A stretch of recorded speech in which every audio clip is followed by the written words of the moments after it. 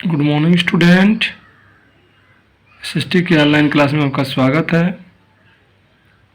हम लोग इस समय इतिहास में फर्स्ट चैप्टर फ्रांस की क्रांति पढ़ रहे हैं और आज हम लोग का जो टॉपिक है वो है फ्रांस में संवैधानिक राजतंत्र। ठीक है, किस तरीके से तृतीय स्टेट के लोगों ने अपने आप को नेशनल असेंबली घोषित किया और क्या किया, उसके बाद नेशनल असेंबली घोषित करने के बाद क्या किया बच्चों, नेशनल असेंबली घोषित करने के बाद वहाँ के लोगों ने नेशनल असेंबली के लिए एक संविधान का प्रारूप तैयार किया जो 1791 में किया गया, जिसका मुख्य उद्देश्य था बच्चों, जो सम्राट लुई 16वां था उसकी शक्तियों को कम करना। नेशनल असेंबली के लोग चाहते थे कि जो केंद्रीय सत्ता है वो किसी एक व्यक्ति के हाथों में ना रहे, बल्कि उन शक्तियों का विकेंद्रीकरण हो, यानी शक्तियों का बंटवारा हो। और बंटवारा कैसे हो, जैसे भारत में है कार्यपालिका, न्यायपालिका और व्यवस्थापिका या विधायिका, उसी तरीके से, ठीक उसी तरीके से फ्रांस में भी शक्तियों को 3 रूपों में, 3 भागों में बांट दिया गया। कौन कौन से में, विधायिका के रूप में, कार्यपालिका और न्यायपालिका में। इस तरीके से हम लोग कह सकते हैं कि बच्चों फ्रांस जो एक नई राजनीतिक व्यवस्था के रूप में अस्तित्व में आया, जिसे उस समय संवैधानिक राजतंत्र कहा गया। और फ्रांस की राजनीतिक व्यवस्था की कार्यशैली इस चित्र में दिया गया है। इस चित्र में क्या दिखाया गया है कि एक न्यायपालिका होगी, स्वतंत्र होगी। न्यायपालिका को कि जो न्यायाधीश होगा उसे कौन चुनेगा, उसे सक्रिय नागरिक चुनेंगे। सक्रिय नागरिक कौन, 2.8 करोड़ जो जनसंख्या थी वो चुनेंगे।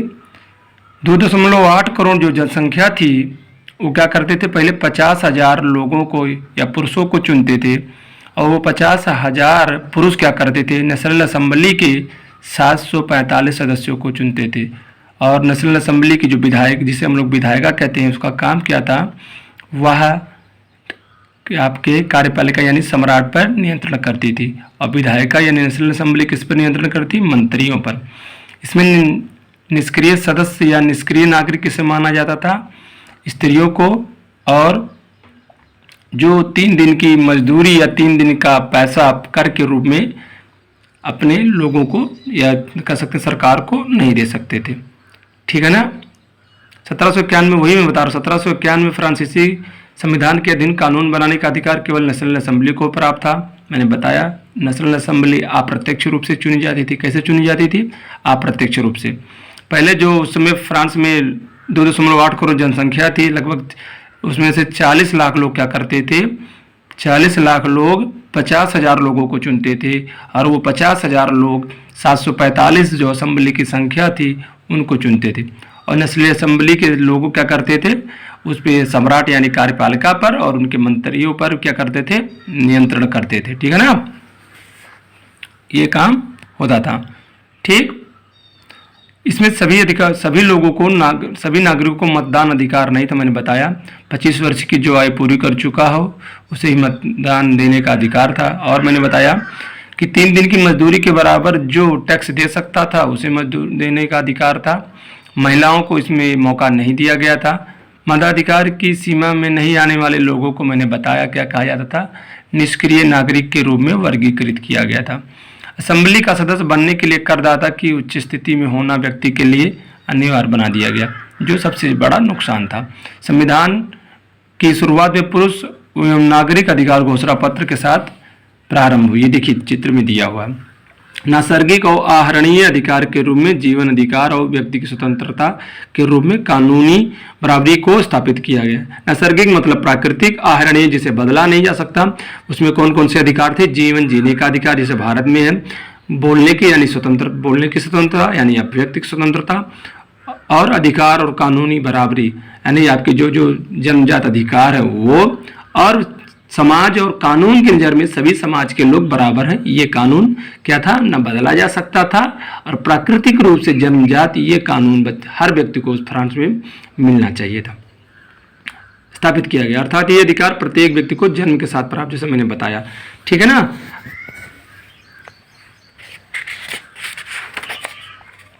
ये चित्र है, देखिए मैंने बताया था, ये सारे चित्र इसमें हैं, आप उसको पढ़ेंगे सब।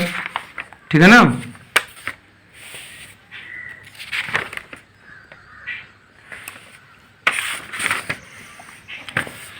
ठीक, हम लोग का जो आज का टॉपिक है वो है, मुख्य टॉपिक वो है, क्या है, आतंक का राज।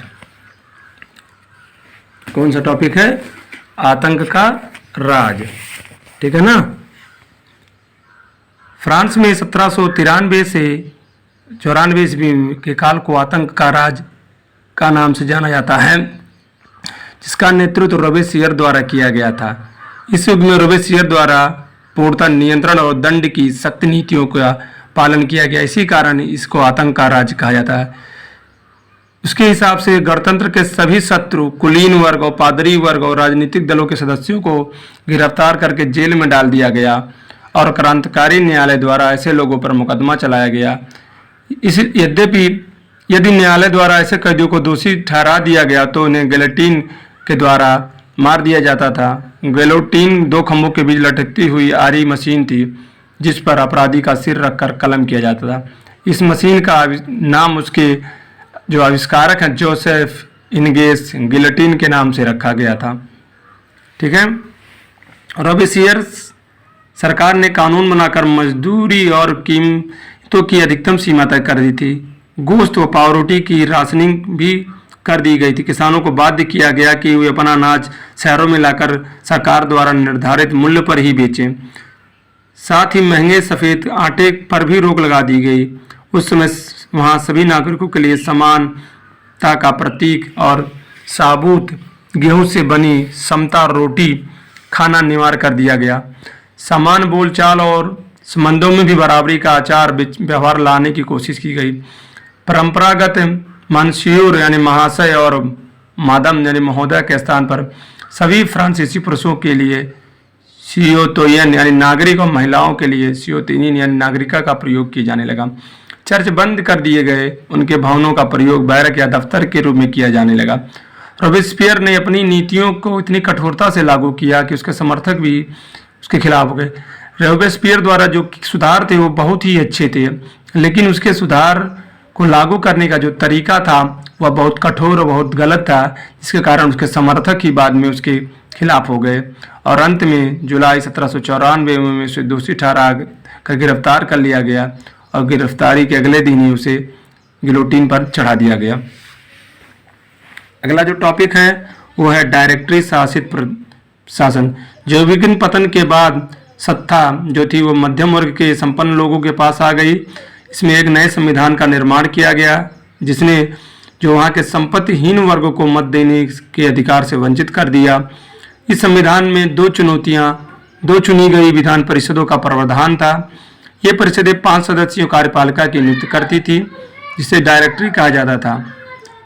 इस कार्यपालिका को नियुक्त करने का उद्देश्य एक व्यक्ति के केंद्र वाली कार्यपालिका को बचाना था, परंतु डायरेक्टरी का विवाद जो होता था वो विधान परिषदों के पास रहता था, जिस कारण विधान परिषद इसे निष्कासित करने की कोशिश किया करती थी। ठीक है। सरकारी स्वरूप में इन सभी बदलावों के दौरान स्वतंत्रता, कानून के समक्ष बराबरी और बंधुत्व प्रेरक आदर्श बने रहे। ठीक है। इन मूल्यों के कारण फ्रांस यूरोप के अन्य देशों में राजनीतिक आंदोलन के लिए प्रेरित रहा। क्या महिलाओं के लिए भी क्रांति हुई? ये देखिए हम चित्र दिया गया है। ठीक है ना।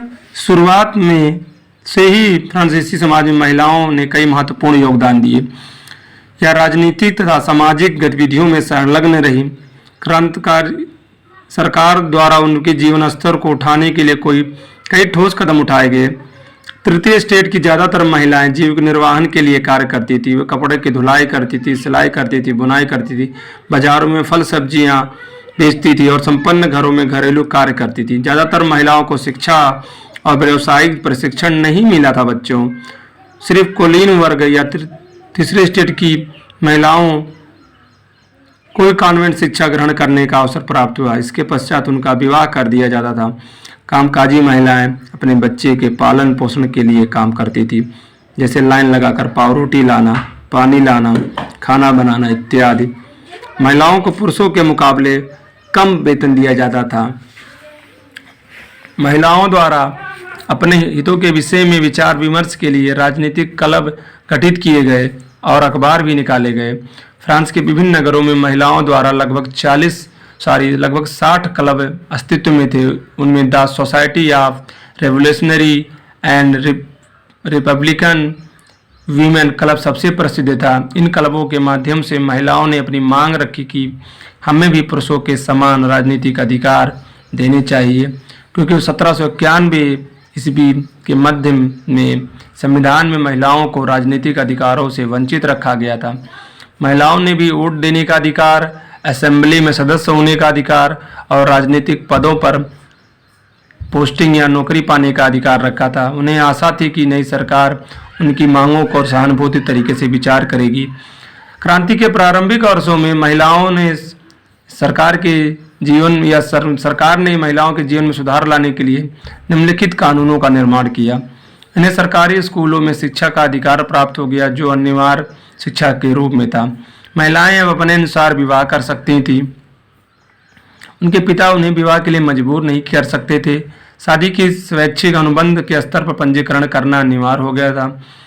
तलाक को कानूनी मान्यता मिल गई थी, जिसके लिए पुरुष और महिला दोनों आवेदन कर सकते थे। महिलाओं को प्रशिक्षण दिया जाने लगा था, जिससे वे कलाकार बन सकती थी और स्वयं का उद्यम या व्यापार लगा सकती थी। फिर भी राजनीतिक अधिकारों के लिए महिलाओं का संघर्ष जारी रहा। आतंक काल के समय सरकार ने महिलाओं के क्लबों को बंद करने और उनकी राजनीतिक गतिविधियों पर प्रतिबंध लगाने के वाले कानून लागू किए। कई जानी मानी महिलाओं को गिरफ्तार कर लिया गया। कुछ महिलाओं को तो मृत्युदंड भी दे दिया गया। मताधिकार और समान वेतन के लिए महिलाएं आंदोलन करती रहीं और अगले सदी के कई देशों में भी यह चलता रहा। मताधिकार का संघर्ष 19वीं शताब्दी के अंत और 20वीं शताब्दी के प्रारंभ में अंतर्राष्ट्रीय मताधिकार आंदोलन के जरिए जारी रहा।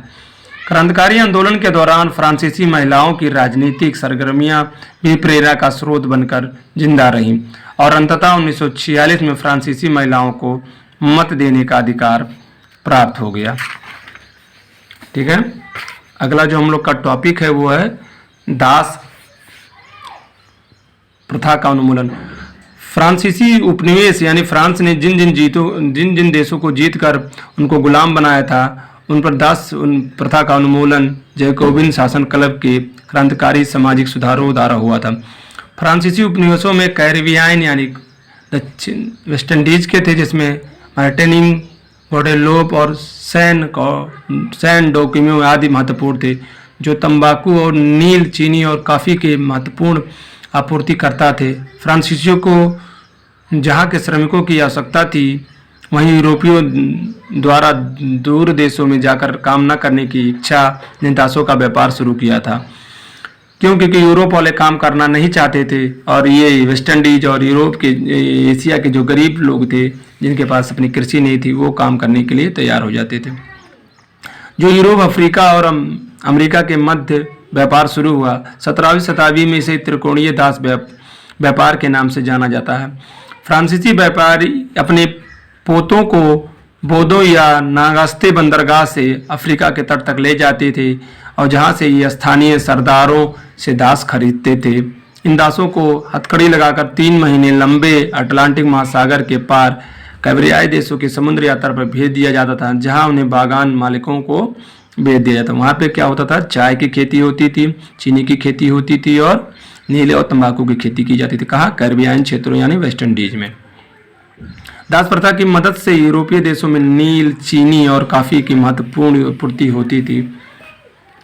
18वीं शताब्दी में फ्रांस में दास प्रथा की ज़्यादा आलोचना नहीं की गई। नेशनल असेंबली में लंबी बहस हुई कि व्यक्ति के भूत अधिकार उपनिवेश में रहने वाले प्रजा हितों के लिए भी प्रदान किए जाए। परंतु दास प्रथा पर लगे व्यापारिक विरोधों के भय से दास प्रथा पर कोई कानून नहीं बना सका। 1794 कन्वेंशन ने फ्रांसीसी उपनिवेशों के दासों को स्वतंत्र कराने के लिए दास की मुक्ति का कानून पारित किया, लेकिन यह कानून ज़्यादा लंबा नहीं चल सका और 10 साल के उपरांत नेपोलियन ने के राज में दास प्रथा फिर से जन्म ले चुका था। मागान बालिकों को अपने आर्थिक हित साधने के लिए अफ्रीकी निग्रो लोगों को गुलाम बनाने की स्वतंत्रता प्रदान की गई। अंततः 1848 ईस्वी में फ्रांस के उपनिवेशों से दास का उन्मूलन किया गया। अगला जो हम लोग का टॉपिक है वो क्रांति और रोजाना जिंदगी है, रोजाना की जिंदगी। इसे हम लोग अगले वीडियो में पढ़ेंगे।